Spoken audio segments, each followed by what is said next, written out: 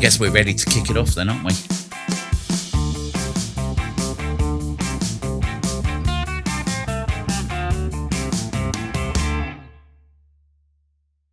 Okay, so I'm talking to Chris McAlister, who is a spiritual practitioner, and we're going to be talking about what has got him to this point, and about the music that he's been writing.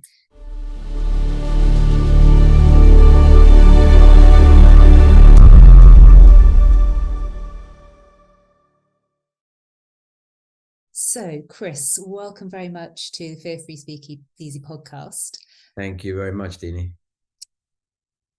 What I'd like to do is start off with you telling me a little bit about how you've come to this point in your life, what your journey has been to sitting here right now, being a writer of songs, spiritual practitioner, and rather interested in the pandemic and what's happened there. Tell me about yourself. All right. Well, I was born in the UK, but I live now in Sweden after a long journey through Asia. But when I was 13, punk rock hit the UK and inspired me and a whole bunch of other people to start making music, which I started to do when I was a teenager. I was 13 when it hit, far too young. But when I was 16, I started playing guitar and then drums in a band. And the band split up and we went to India. And then 2.5 years later, I came back to the UK, but I was already on another path by that time because I got seriously ill through the various exploits in Asia. And that illness made me seek help from, as it turned out, traditional healers and holistic healers in Asia. Some of them were Tibetan, Ayurvedic, homeopathic, and finally Chinese and Japanese. So that led me into the path, or onto the path. And then I got more serious about it and started to study yoga, Tai Chi, Qigong, meditation, Zen, dietary therapy. And then finally, Shiatsu. I started to take courses when I came back to London. And then that catapulted me back to Asia, where I stayed for 5 years, living in Japan, traveling to China frequently for study trips in martial arts and acupuncture and things like this. But studying shiatsu, acupuncture, Chinese herbs, meditation, all the way through. After 5 years, I felt very ready to leave Japan, but didn't come back to the UK. I came to Sweden, where I live now. I was with a Swedish woman at the time, and so it was very natural to do so. And became a teacher, practitioner, world citizen, and all that kind of stuff, the Taoist arts, as I call it. And during the last 30 years, my journey within that sphere has taken me further and further back in time towards the shamanistic origins of Oriental medicine, which are not obvious to begin with, but then you find these little things here and there. If you're interested, you follow and you find out there's a whole common purpose which links with all the other different medicines there are in the world, in all the different continents and subcontinents and sub-communities. So really you go back to a source.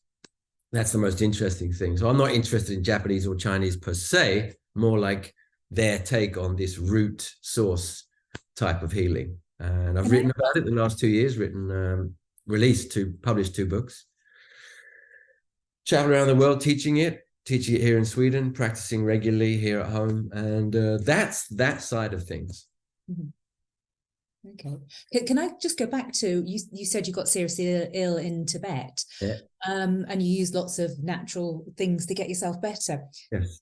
At that point, obviously you've gone straight in for natural holistic type remedies. What inspired you to try that sort of route rather than going through for more, regular pharmaceutical type?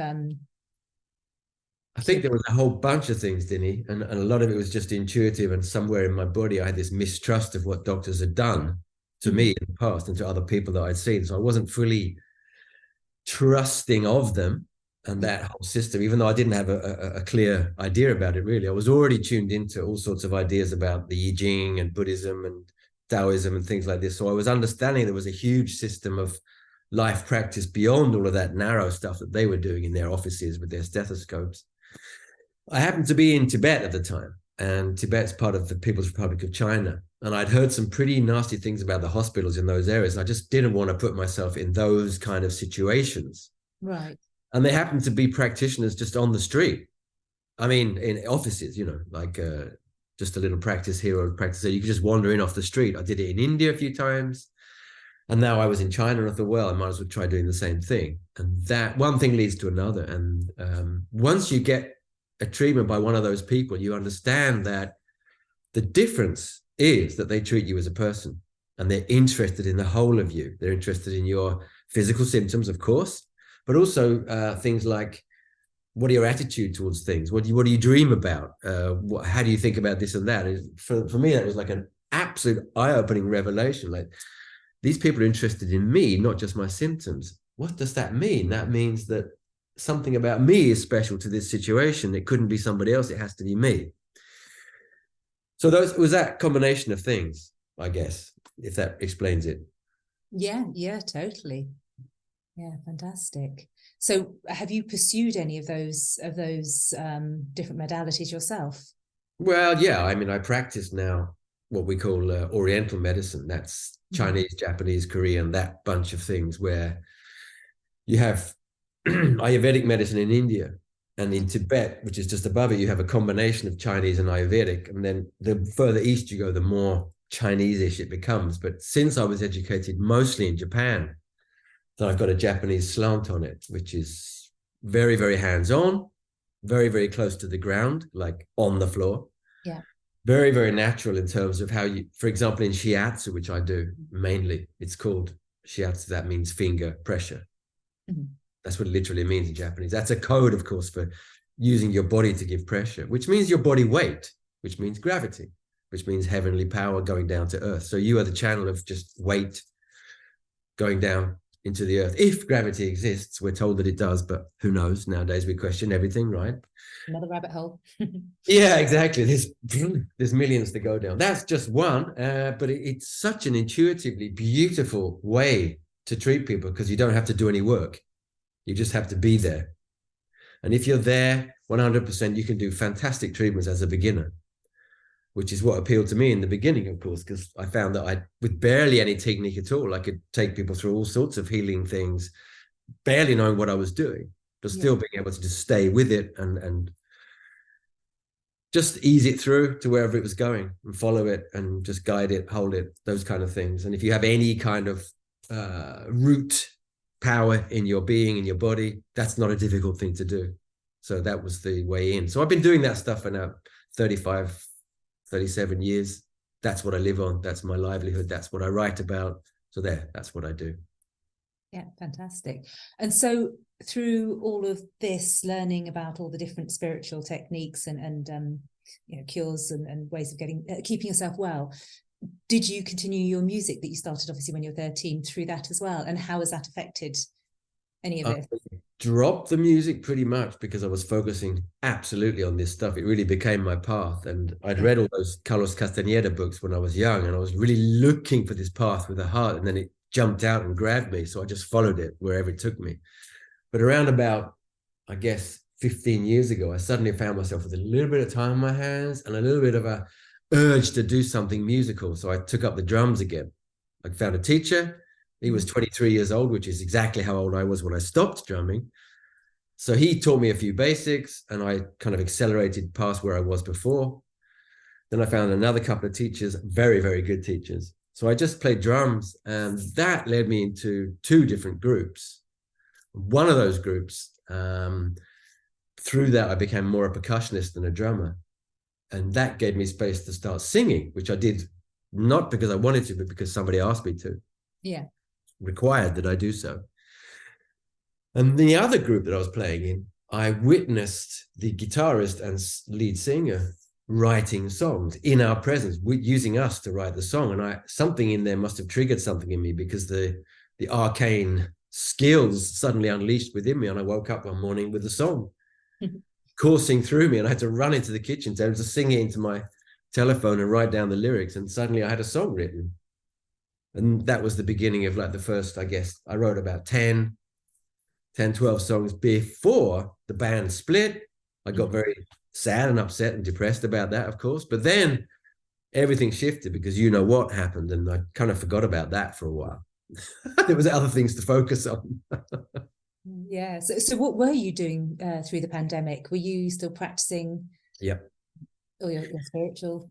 I live in Sweden, and we had a very special situation here, as most people are aware. They didn't lock us down. Yes. They didn't force any mandates on us. Right. But the situation in Sweden is such that if you think about the World Economic Forum and the United Nations and NATO and the European Union, all these kind of institutions which are there to control and mind program people, Sweden is a test case. Right. Sweden is the first country that wants to get rid of cash. Sweden is the first country that wants to put chips in people. Sweden is the first country where everything's electronic online. Even if you ring somewhere with your telephone, you talk to electronic voices. It's incredibly systematized, programmed, and channeled into these digital formats. So it didn't really need to order people to do anything in Sweden. They just said, maybe you better stay at home. Everybody stays at home. Maybe you better put a mask on. Everybody masks up. Maybe you should get these injections. People get injected. Very, very suggestible people in this country. Wow. So they didn't lock us down, which for people like me was fine, because I didn't at all think that that was a good option. In fact, I was one of the first people to demonstrate against all these restrictions, and not lockdowns, but restrictions and limitations of our liberty, put it that way. So we were part of the first group in Stockholm to be demonstrating. There's about 20, 30 of us maybe, playing drums and shouting and screaming and having a good time, just partying basically in the freezing winter of Sweden. And that led to bigger and bigger stuff. And then we got more and more people coming to us as well. Dolores Cahill and all these people came, and a bigger demonstration, then bigger and bigger and bigger. And in the end, we had a demonstration in January 22, and there were 26,000 of us apparently in the central square of Stockholm. And that was when they were trying to bring the vax passport in. Yeah. And there was a lot of people. There was a huge turnout, and there was a couple of football teams sent their representatives and stuff like that. So it was really, really big. And from that moment on, it just, the whole terror just went down. All the clampdowns just kind of eased off. And so something happened there. We did something. I don't know what it was exactly, but that was a huge turnout for Sweden. It's like, we were amazed. We were in the middle of it all thinking, yeah, brilliant. So that was very much my focus during the time. And in the initial weeks and months of it, I was putting stuff on Facebook about, hey, come on, people, what are you talking about? There's all these experts saying we don't have to worry about this. It's just a little cold thing. It's just a flu thing. What are you talking about? Go out and get it, and then you're immune to it, and then you can carry on, and we don't need to do any of this ridiculous stuff. But that got quite not a lot, but a little bit of kickback from various people. And I noticed that, to my dismay, people in my own profession, healing, martial arts, qigong, tai chi, yoga, a lot of those people voluntarily closed their practice, put pictures of themselves with masks on, put pictures of themselves, going to get, it was shocking to us, absolutely shocking. But that just shows you how programmed people are and how little they've really understood the root of what they're actually doing. So it was shocking, but it was also very eye-opening. And so I was very busy with all that sort of stuff initially for the first year of the whole thing. But then I suddenly realized, as they were threatening to bring these vaccines, which they then did, of course, we were following Dale Bigtree all the way through, from the beginning of 2020 all the way through. So we were following everything long before it came out. We knew about all of the different types of vaccines. We knew all the studies. We knew everything about all the science behind the mask. Had that down. That wasn't even the problem. But because I knew it was coming, something clicked inside me. And I thought, wait a second. I've got a song here in my archive somewhere. Shouldn't I go and have a look at that and dig it up? And I dug it up. And it was all about Big Pharma and the way they use these, I call it money for hot air. Yeah. And then I just rearranged the lyrics very, very slightly to fit what was going on, because they were talking about these new variants coming, like, I don't know, Omicron was one. I can't even remember the other ones now, but each new variant was like, oh my God, a new variant, which of course proved that their vaccinations couldn't possibly work, because which variant was it supposed to address? Already there, you had just complete no-brainer. But of course, people weren't tuning into common sense at that time. But the song was easy enough to switch around and in a sense, vamp up, modernize to the present moment. Yeah. And then I had to find somebody to do it with, to make music with, because I play drums, but that's not enough to make a track with. And I don't record. I don't know anything about the technology or the technique of recording. Luckily, my girlfriend, Marina Papazian, her whole family was very, very much, they didn't buy any of that crap, any of the COVID stuff. None at all. None of them did. Not a single one of them. And her sister's nephew had just started making beats and tracks. So I approached him and said, would you like to put something together for me, with me, so we could release it as a track? Now, in my mind, this track was just a harmless little pop song, dee-dee-dee, da-da-da, dee-dee-dee. He made me a rap beat. So I had to rearrange the whole thing as a rap song and become a rap singer, which is about as far as you could come from what I intended ever to be or become or even pretend to be. So you never can tell what's going to happen. No, you really can't. Actually, can I just go back to a point you were talking about Sweden, which is interesting. You said that they're very into their digital over there. How obviously you're living in over there. How do you feel about that? Because that's probably quite contradictory to your beliefs and your way of wanting to live. Yeah, well, I go into shops with wads of cash and say, can you, and if I can't pay with cash, I say, what? Make a huge song and dance about it in a theater piece so people around can also hear. It's just a small thing, but some people actually do apologize and say, oh yeah, it's not that great. Occasionally you'll get a reaction. And I always go to places with cash, because there are some. Yeah. Especially where old people shop, then they still have cash. Mm-hmm. Some petrol stations still have cash. The booze shops still have cash. Sweden has state booze shops, if you can imagine that. Right. Yeah. If I live in an area which is very, very full of, what would we call it? Immigrants. Mm-hmm. It's like I'm an immigrant too. So it's a ghetto here, but a very pleasant one, actually, for the most part. And they know that people want to pay with cash here. For whatever reason, immigrants didn't buy into much of the crap. And they're very much into like cash is cash. I give you this, you give me that. It's like straight. This digital stuff is, yeah. Some of them are very suspicious about it. So where I live, it's actually not a big problem. Mm-hmm. But in town, if you go to a restaurant or a pub or a cafe, most shops, a lot of them are just digital only. Right. So it's card or apps. There's kind of cash apps nowadays. And of course, they're convenient because people can pay me now through an app and I don't have to tell anybody about it. So it works for me as well in the kind of sense of, I can keep some of my transactions a little bit private, if you see what I mean. So you try and use whatever the pluses are in the system around you. But I do make a song and dance about cash, and I go to a pub where they take cash. I go and watch Champions League football and I make a big show and dance of paying with cash. And everyone's like, huh? Even my best friends are like, cash? What? And I'm like, yeah. Cash. Are you having any effect on other people, do you think? I think small effects, just reminding people really basically, like, and if people even say a slightest little thing that I'm in, and say, yeah, what happens when the electricity goes down? What happens when the net goes down? What happens if they actually want to stop you paying for whatever reason? But yeah, it's probably marginal effects in the big picture, but who knows? You sow seeds wherever you are, right? Absolutely, yeah.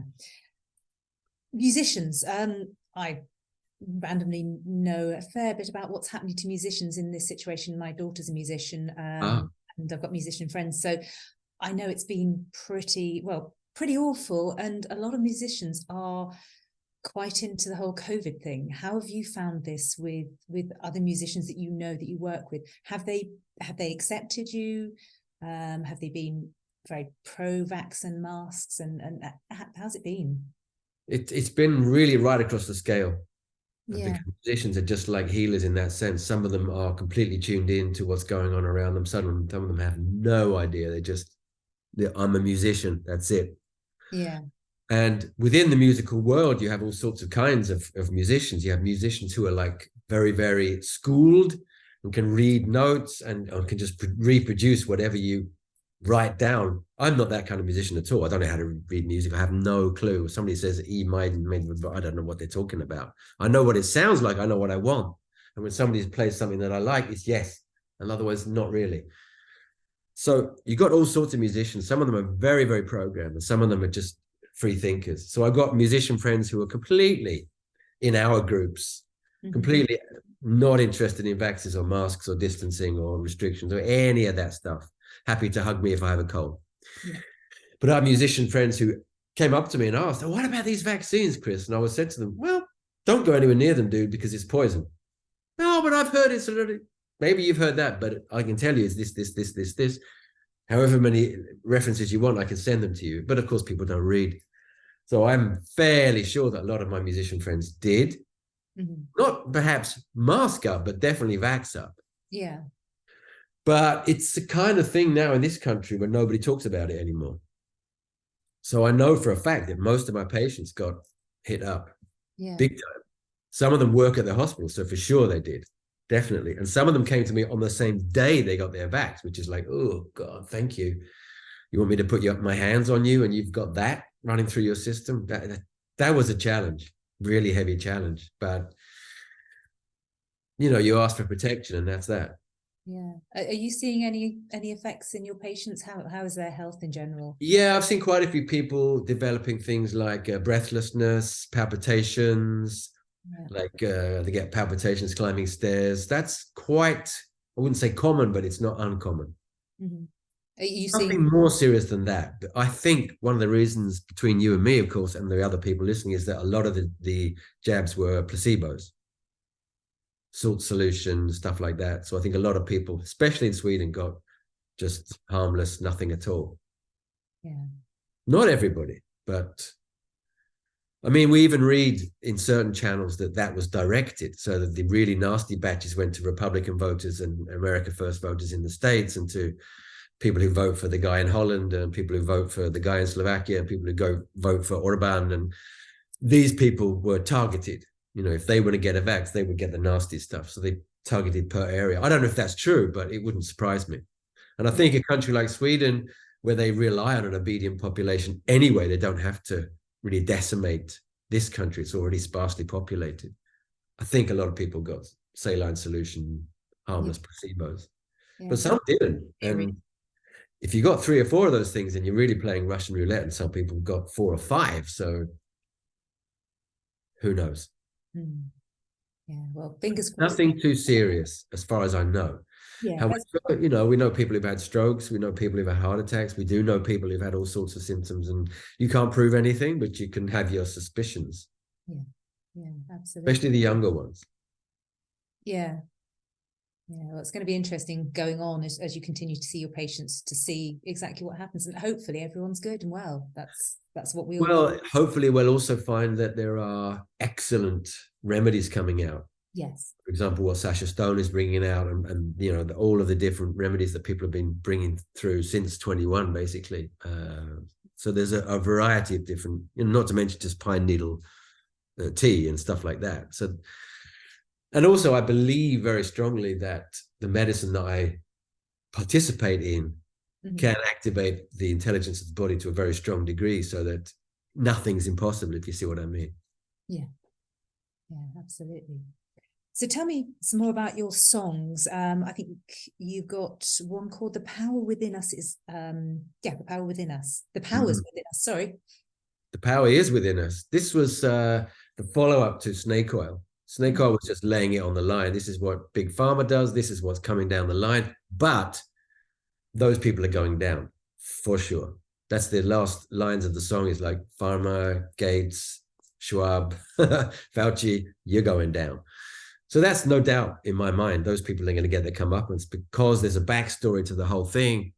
And we're going to see the big story roll through. Well, it's already rolling through. It's inevitable, as SG Anon says. The Powers Within Us was the follow-up to that, to present a bigger picture where pharma fits into that. Pharma fits into the whole system of big banking, big finance, big medicine, big sport, big agriculture, big food, big water, big air, all of the control mechanisms that have been put in place against us, or we don't know how far back in time, maybe thousands of years for all we don't know for sure, but definitely for the past 100, 200 years. All of that stuff put in place to hammer us into place as we're born does not negate the power that's within us. Yeah. The power that's within us is the source power that lives through human beings. And this whole challenge is to bring out that power. And this is the time to right the wrongs. That's the chorus. The time is now to right the wrongs and take back what's ours. The hour is upon us. So that was the song that came through as I was waking up. I suddenly thought this rhythm came. We've been programmed to live in lack. We've been taught to believe in lack. Why do we believe in lack? We've been programmed to think that, oh, you'll never really have enough. There's never enough oil. There's never enough water. There's never enough grain. There's never enough rice. There's never enough for all of you. You're going to have to fight between yourselves to get your fair share. What does that set up? It doesn't set up community. It sets up rivalry. Yeah. Divide and conquer. But the power is within us. If we just stand back, look at each other as brothers and sisters, cousins and aunties, of course, we're just going to live together just like nature does. You know, the trees and the roots and the mushrooms and everything, cooperating, collaborating. That's what we need to do. The power's within us. Yeah, and I guess that also portrays your healing modalities, that very much it's within you to heal yourself. So I guess that's coming through as well in that. Yeah, you have the power. And the question is mobilization of that power, activation, and then channeling of it, but preferably linking it, coupling it with others who are swimming along with you. Mm-hmm. There's that metaphor, isn't there? Look who's in the stream with you, in the river, swimming with you, and join up with them, because those people are going to be the ones who are going to help you. Then you can help the others. You guys need to first get strong within yourselves, build your community like you did with this amazing initiative. So it's to do with that, really. Yeah. And then you've got another one, the tide is turning. That sounds like it's sort of the powers within you. And it sounds like from the power within you, you've managed to actually achieve something because the tide is turning. Exactly. So it's almost like a progressive story through your song titles. Tell me a bit about the tide is turning. Well, that's exactly right. It's a progression. Snake oil was just very specific about jabs, pharma, poison. Then it was like the bigger picture, but also the powers within us. And then because the powers within us, because we found each other in all these different ways, including this particular forum which you've created, and many others, there are millions of them all over the world. People started raising their voices immediately. There were heroes and heroines, just poof. People dared to be seen and dared to put their head above the trench line. And actually, some people got shot, some people got taken out. That sacrifice will not be forgotten, I'm sure.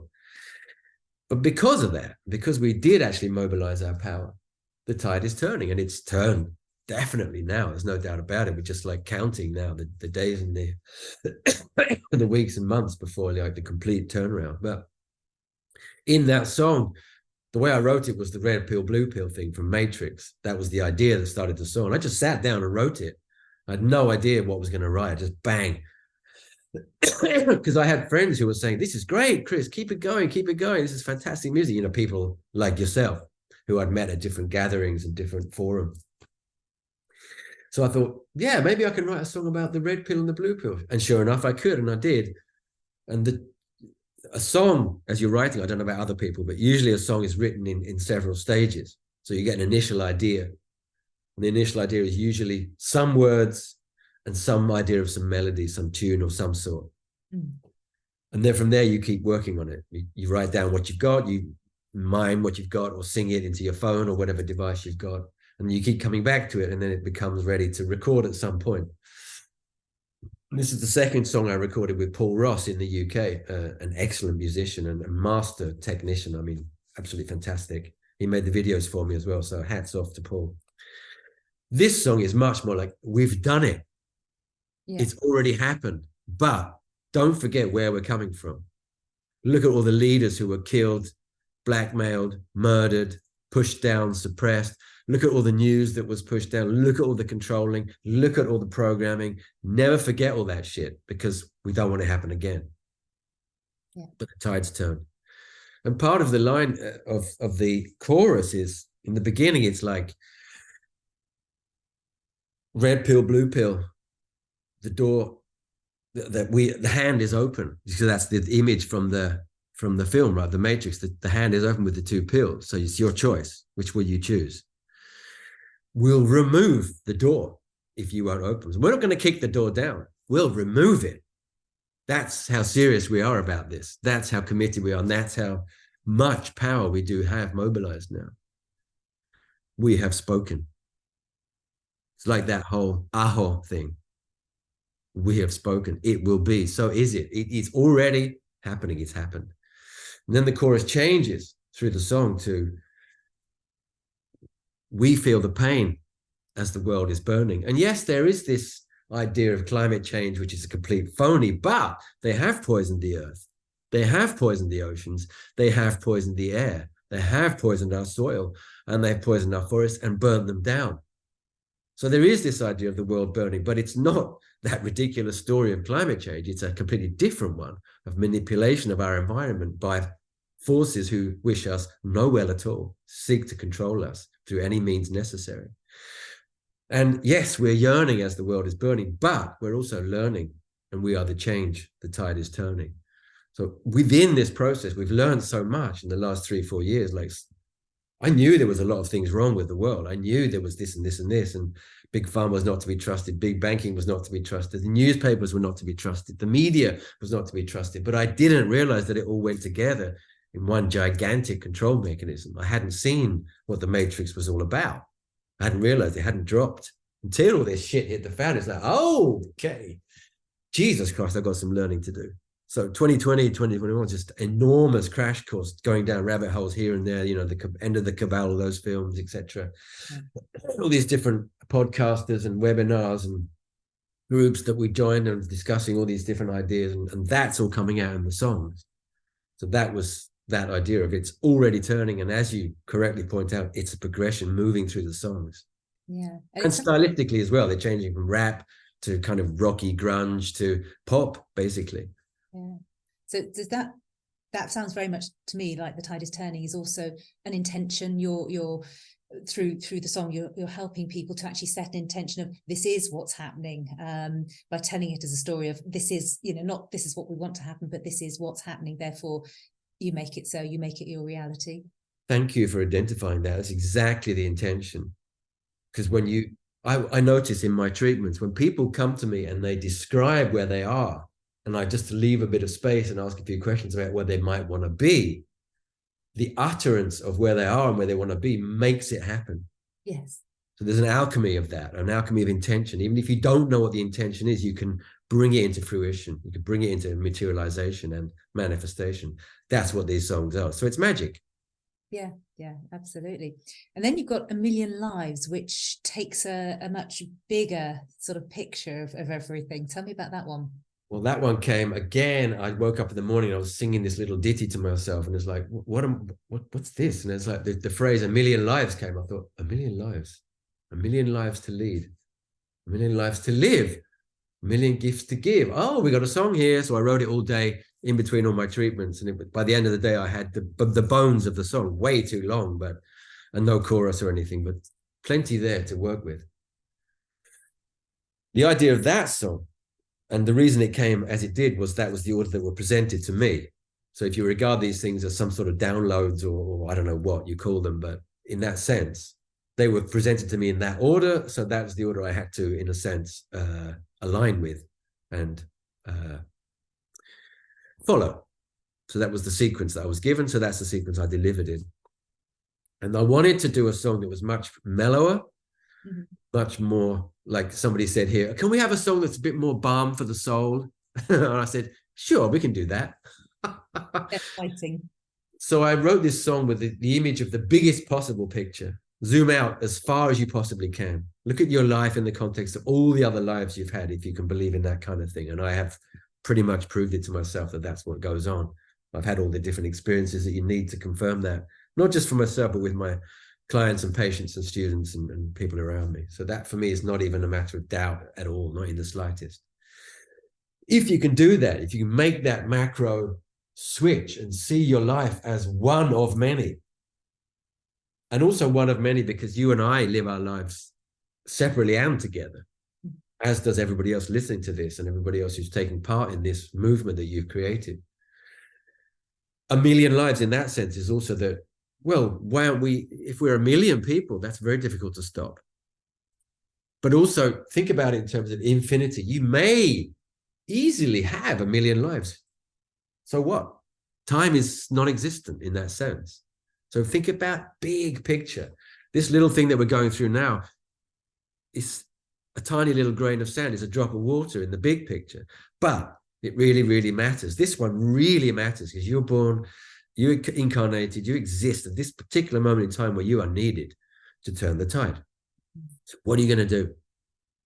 What are you going to do about it? Are you going to be one of the lions who leads the way? Or you could be one of the followers who follow as they may. That's one of the lines of the song. And it was a tribute to the people who I saw who really stood up early on, made their voices count, like Dolores Cahill and Dale Bigtree and all these people, and Sasha Stone, these amazing people. And like yourself, put something in place, allow people to find you, congregate, make your voice heard as a group. Are you going to do something like that? Why not? And as you do so, then you ease your own soul passage in your own personal karmic line. So the end of the song is much more like, may you find release. So it's very much a soul level song, but it relates absolutely to the time we're in, just in a zoom in, zoom out kind of way. Yeah, I guess it's a comfort as well, that reminding your listeners that you are one of many, many within this, not just on really important part of the message, because people felt very lonely, very attacked, very vulnerable, and cut off, not allowed into certain things, shut out of certain wine clubs or bridge clubs or whatever it might be, polo clubs, dance clubs, whatever it might be. And that's very painful to take unless you have a group with you that's got your back. And then you're like, oh well, whatever. I'm with this group now. Yeah. They understand me for real. And I can find my real posse now, find my tribe. Even just knowing that they're there, even if you don't actually interact, the knowing that there are these other sort of satellites out there that are like you, I think has kept a lot of people going through this period. I think it's kept a lot of people alive. Yeah, I've seen it personally, so yeah, definitely. The Priestess's Pardon. Tell me about that one. That one's theme of female power and feminine wisdom. Yeah. Well, here you are, absolutely, embodying that. I was born into a family where I have 4 sisters, 1 brother. So our family was very much female oriented, just by default. So I got to be surrounded by female energy the whole time. And I really liked it. I didn't know any different, of course, but I didn't mind it at all. I liked it. I studied arts. I went to an all-boys school and I hated that. I can tell you that straight away. Horrible. Don't ever do that to boys or girls. Really nasty. But then I went to university and I studied law with French. And law is a subject that attracts as many girls as boys. But French is a subject that attracts more girls than boys.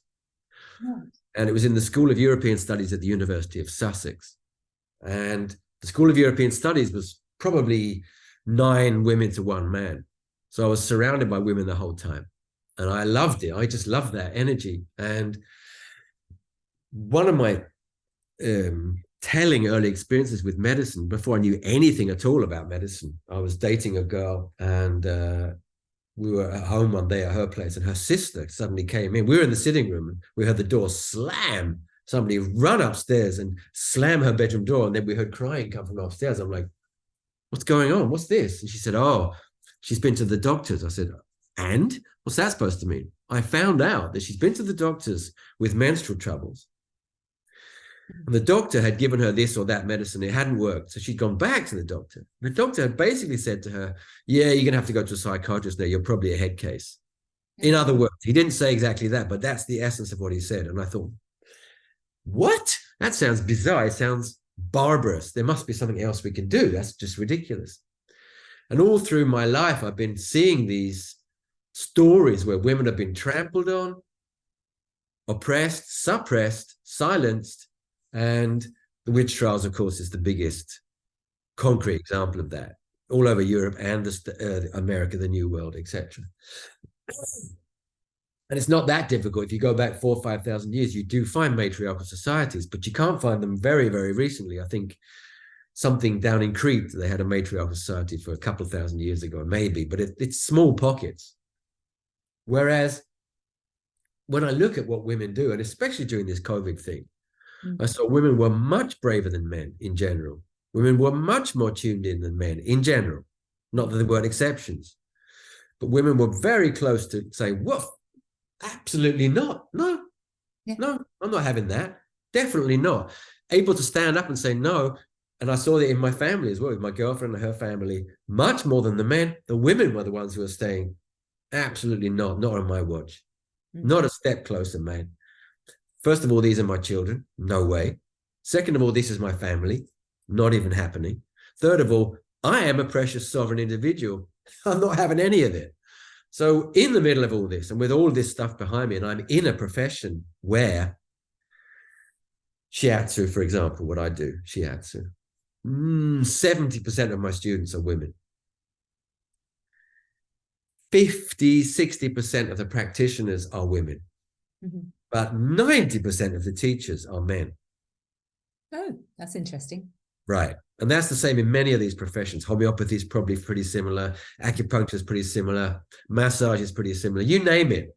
Whichever modality you look at, the women are really interested in it because they have this instinctive drive to just do it. Yeah. And instinctively understand certain parts of it. Intuitively, they grasp aspects of it. However, there are things that stand in their way. One of the things is that women seem to be better at multitasking, which gets in the way of this thing that we have, men, of like shoof, going straight into and through a certain thing and just ignoring this. I'm going to be a therapist. I become a therapist. I'm going to become a teacher. I become a teacher. Women don't really have that in the same way. They don't need it. They don't have it. And they have children and they have other things. They have elderly relatives they're supposed to look after, et cetera, et cetera. There's all sorts of hierarchical and societal and familial obstacles put in the way to a woman's progress. And I'm seeing it on a daily basis everywhere around me. And I'm part of it, of course, as a man. But I've been so privileged in my life to be able to witness it as well. Yeah.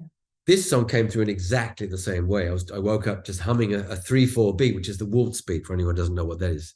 Da, da, da, do, do, do, da. It's like, that's quite unusual for a pop song. It's not at all regular. You usually have 4/4, which is the regular pop beat. So it's 3/4 to start with. That's unusual. But the images were so clear. They came through so clearly.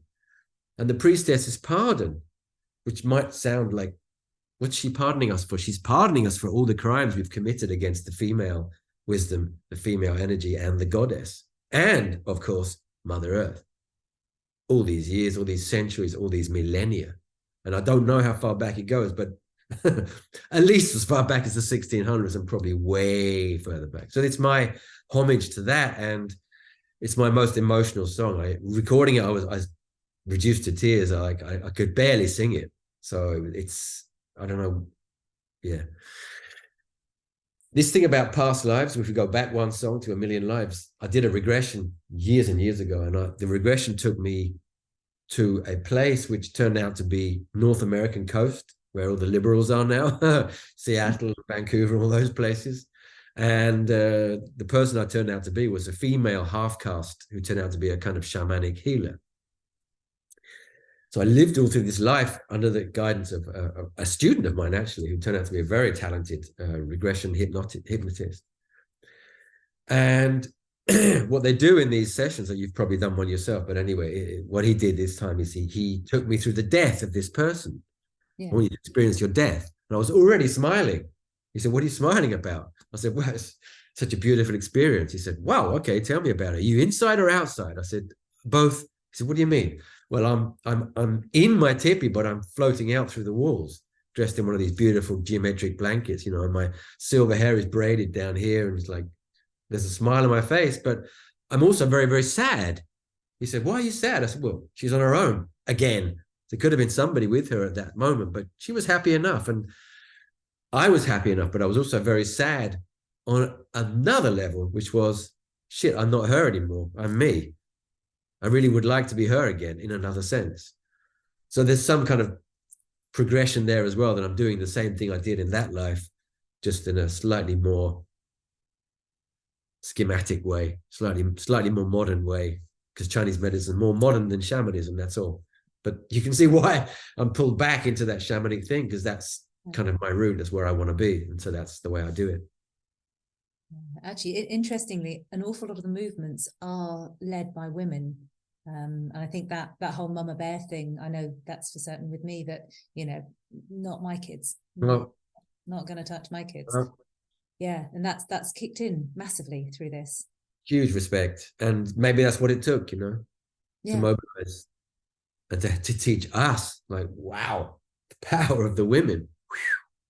Yeah. Yeah. You threaten our children, and we step up. Oh, you've got it coming, mister, because that's it. Those are my children. No, it's not happening. I think as women, our natural instinct is to heal up until the point when our second natural instinct is to kill. Sorry, mate. These are my scissors. You see them? You want a piece of this? Yeah, exactly. Yeah. So no, I'm with you there. Definitely. Some years ago, I read a series of books about Bodhisattva. Yeah. And those books were written by a woman called Amanda. I can't remember her second name. Fantastic author. And she wrote them through dreaming. Mm-hmm. She dreamed herself back into that time. And the books are just amazing. It's I don't know what it's called. Not a trilogy, a 4-book series. Quadrilogy? I don't know. Quadrilogy might be. Yeah. Amazing books set in that time, and so interesting and so multidimensional, and so much the magic of that time, and how those people were able to tune into earth magic, sky magic, whatever it might be, but as a woman leading these people. And people followed her because she was a great leader. It doesn't matter if she was a man, woman, whatever. She led, they followed. And the Romans had a real hard time with her. Didn't enjoy it at all. And the history that's been written on Wikipedia, etc., is that she lost. Well, Amanda Scott, that's her name, Amanda Scott, would have you believe that that's perhaps not the case, because time is not linear. Time is spiral. Mm-hmm. You never lost. They simply withdrew, ready to fight another day. And maybe that's what's happening now. Maybe that's who you are, or some of the people around you, some of the women that we're seeing. Maybe she's leading a group like yours, or another group somewhere today against these Romans. Mm-hmm. Yeah, maybe we've got her spirit, and nothing dies in that sense. It's a good thought to hold on to, that one. I like that. Boudica. Beings of light. Tell me about that one, because that's again taking it back out on a different level. Well, because a lot of the discussions that I've heard in the last 3 or 4 years have boiled down to what they've tried to do is convince us that we're nothing. They've tried to convince us that we're born, we work, we have our family, we get old, we decay, we die, that's it, and then you're gone, oblivion, nothing. Whereas what's turning out to be in this great awakening that we're part of, and that COVID kicked into action really, really fast and powerfully, we are beings of light. In our DNA is light. That's what we're made of. So yes, carbon is part of the story. Of course it is, but that's just the material aspect. And what's material? Energy slowed down, nothing else. So speed energy up again, what do you get? Light. Beyond it all is light. You get into the realm of Tesla. You get into the realm of all of these incredible practitioners who've come through in these last 3 or 4 years and have generated enormous followers. David Wilcock and all these people. Thousands of people listening to them doing their podcast, talking about us as beings of light. And I was driving my car one day. It was a summer day, I guess, 1.5 years ago. And suddenly this stuff started coming through me. And I thought, time to swerve off to the side, write down the lyrics and hum the tune into my... And then gradually the song built itself slowly. I corrected it at airports. I corrected it at sitting at home. And then recently the chorus came as I wrote. No, the pre-chorus came on Friday the 13th, about 6 months ago. And I wrote, nothing to fear. The world opens wide. Soon it will clear. We walk side by side. And as I wrote that, I thought, that's pretty cool. We'll keep that. I put it in the file, and then it linked up with that song. I thought, okay, that works. Cool. But I still needed a real chorus, and that just came, boof, as I was thinking, boom, that came. So beings of light, and there's two aspects to it. One is that, well, three. One is that we're in this really, really tough situation right now. It demands all of our strength, it demands all of our clarity, it demands all of our communality to keep it together, bring it together, and move our way through all this, because there is resistance and there is a process to be gone through, yes.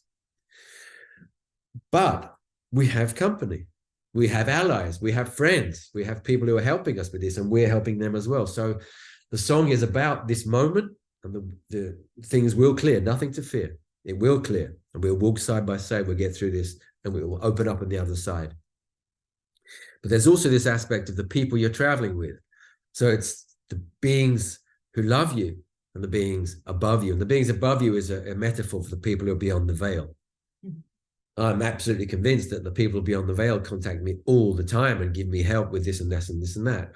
For example, my mentor in acupuncture passed at the end of 2020, unfortunately, or maybe fortunately, who knows? And I've received all sorts of new stuff through Qigong and meditation and dream work and acupuncture and shiatsu. And I'm fairly sure he's got a finger in that, helping me channel it clearly and succinctly into stuff I can then feed on to other people. So sharing. So the people above you, the beings above you, are the ones who are watching you, guiding you, helping you and meeting your dreams. In my dreams, I've met several of the people who've gone beyond. My father, my aunt, other people who've gone and are talking to me about this and that. So don't forget that you have this enormous amount of help around you. And if you extend that, then you get angelic beings, etc., etc. And they're also there if you're able to, first of all, accept it. Second of all, be humble enough to ask for some help. And third, to be quiet enough to receive whatever it might come as a word or a command or a helping mantra or a line of a song in my case, or a whole song. So it's like there's 2 or 3 stories within that song. And then there's that thing about we are beings of light. And that was also something that I wrote. I saw something online, a meme, and I thought, wow, that's really cool. And then I rewrote it as a chorus, and there it is. We're beings of light, full of sacral insight.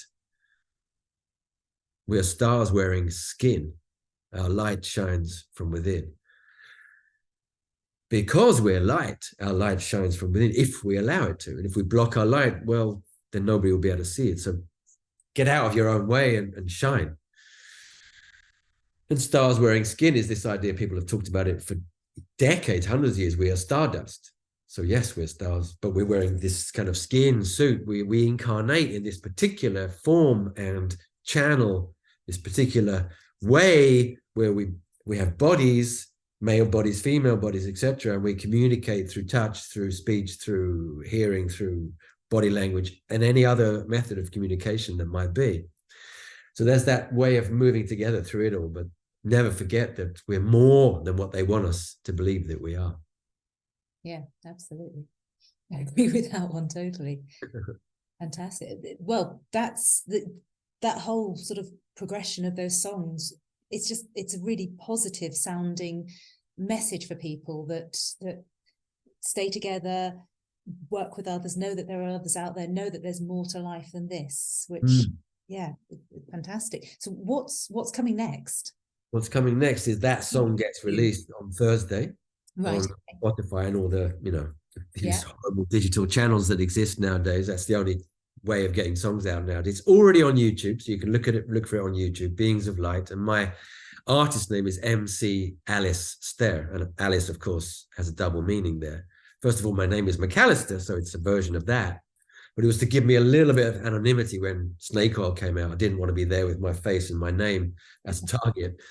I wanted to hide a little bit behind the rabbit. But Alice also means LSD, so it suggests like a larger vision of life.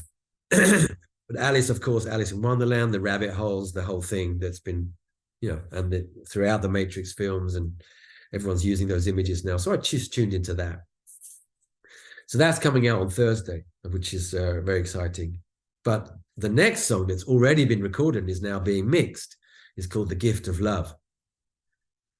And that is about what's coming, the world that awaits us. So in that song, the first line came to me, I was lying in bed and it came, it's like, everything that flows will soon be mine. Everything I own will soon be thine. So we're going to have access to everything. We don't even need to own anything anymore. And whatever you own, you'll just give it away because you won't need it. It'll just come straight back to you, which has always been the way, but we haven't been able to see that so clearly because stuff's been put in our way, obstacles to seeing the true nature of life and light and flow. And within that, soon we'll drink the ever-flowing wine. Soon we'll think the ever-knowing mind. This is the first verse of the song. All of that came just lying in bed thinking, oh, that's been recorded now, you know, when all the rest of it as well. And walking side by side is the key image there. And it's an absolutely beautiful song, and it's the most scaled down, the most unplugged of all so far. So the progression has gone from rap to completely unplugged in 7 songs. So I guess that's something of a minor achievement. I don't know. So do you have a genre that you prefer more than any? I was woken to life by punk, and my musical awakening came through that post-punk thing. So Joy Division is my favorite band, and A Certain Ratio is the band I've seen the most. I saw them about 8 or 9 times, and they were playing like a kind of punk funk. I like really hardcore roots reggae, especially dub, and I enjoy all sorts of bands that came during that period of 78, 79, 80. After 81, I lost interest because stuff started just going in repeat. As far as I was concerned, I lost interest entirely. I still listen to a lot of stuff from that time. And I have a favorite singer called David Sylvian. Right. And David Sylvian was in a group called Japan, who were big at the time I was really listening to music and tuned in. You remember them? Yeah. Huh? Just And they had a fantastically talented bassist, Mick Kahn, who just revolutionized bass playing at the time. But David Sylvian reinvented himself as a singer-songwriter and worked with all these different musicians. So that's really where I'm taking my cue from. I'm working with all these different musicians. Whoever's got talent, I'm saying, do you want to work together? Let's do something. So I've got these fantastically talented female singers coming to back me up and make my songs much nicer, much more beautiful than they would be otherwise. Really talented musicians, talented people using technique and recording devices, talented drummers, guitarists, conga players, you name it.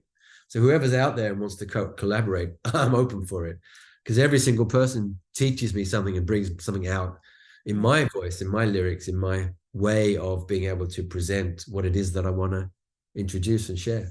So do you think you'll keep trying different genres as you write more music, or are you going to stick to one? You haven't tried the reggae yet. I'm a bit cautious with that because the only white reggae I've heard is usually stuff I don't like. And reggae is so deeply in the Jamaican soul that it's almost like I wouldn't want to go there because it's so irreverent. Just like straight up funk, I wouldn't do it because it's like the people who do funk, they just do it. They are it. And I'm not. I love it. I love the music and I love to dance to it. But it's like salsa as well. I dance salsa. I've danced for 20 years, salsa. So salsa music moves through me. But to play salsa, I wouldn't dare. So it just whatever comes through me, really. And the last song, Beings of Light, the one that's just being released right now, somebody wrote back and said, nah, not really my thing, dude. Sounds like country. And I thought, country? I never ever saw myself as a country singer, but who knows, you know? And now I'm looking out for somebody playing slide guitar. That could be fantastic. So do you think there's enough material left in because obviously what you've written about has been very much based on or rewritten based on the last 3 years and your experiences.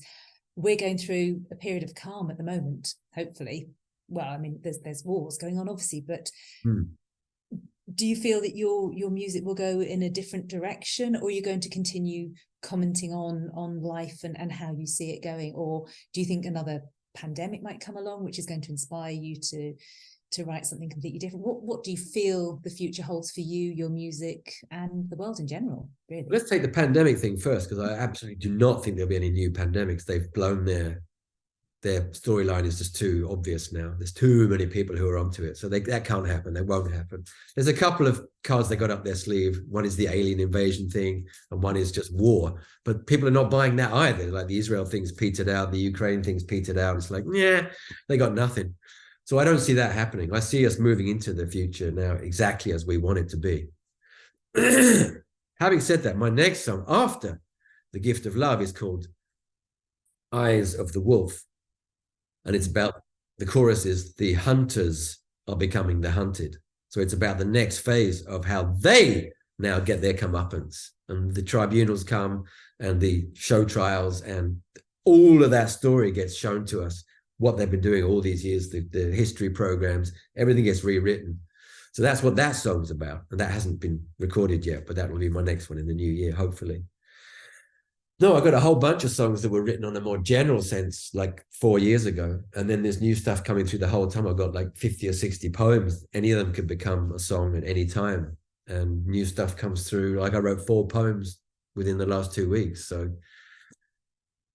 I don't know where it's going to go. But as far as the music, the style of the music goes, it could go anywhere. And I really want to produce one that's really, really like rock, like Stained or something like that, like Joy Division or something. I hope my voice can carry. I'm not sure if it will. I might need some help, but I need to find a very good drummer and a very good guitarist to carry that off. Yeah. Apart from that, I want to do some crossover stuff, funk, rock. There's all sorts of ideas of what could be done, really, tons of ideas. So there's no limit, really. That's, I guess, the final word. Yeah, well, one final word. It sounds like, I think I know the answer to this, to what you're going to say, but are you positive for the future? Oh, the gift of love belongs to all mankind. The final verse of that song, let me see if I can get it right now. The magic spells of old no longer bind. The ancient bonds of servitude unwind. Entering the promised land, we find a palace of the heart with treasures lined. That's where we're going. That's a perfect point to end. Really positive. Thank you so much, Chris. Thank you, Dini. Pleasure.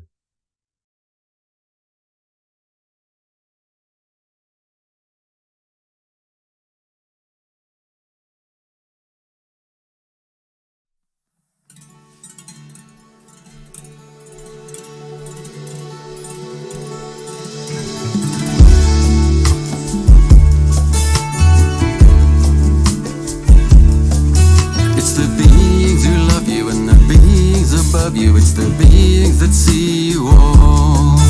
It's the beings around you and the way they surround you. It's the way they hold you tall.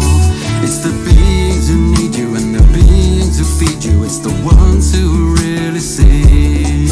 It's the beings beside you and the being inside you. It's the one you grow to be. You may not feel they care for you, but in their hearts there's a prayer for you.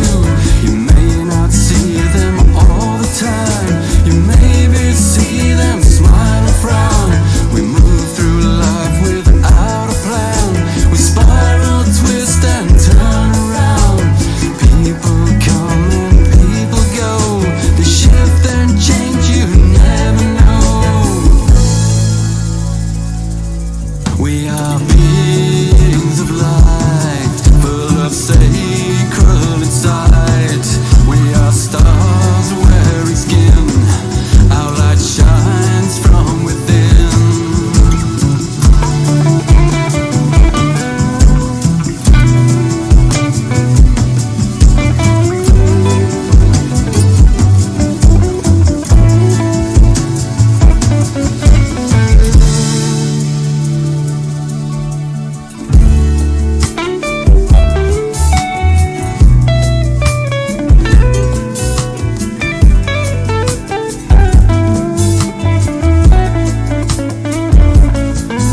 It's the way that they show you all the ways that they know you. It's the way they see your face. It's the beings that hold you and the things that they told you. It's the way they hold your space. It's the beings who see you and the ones who release you. It's the ones set you peace.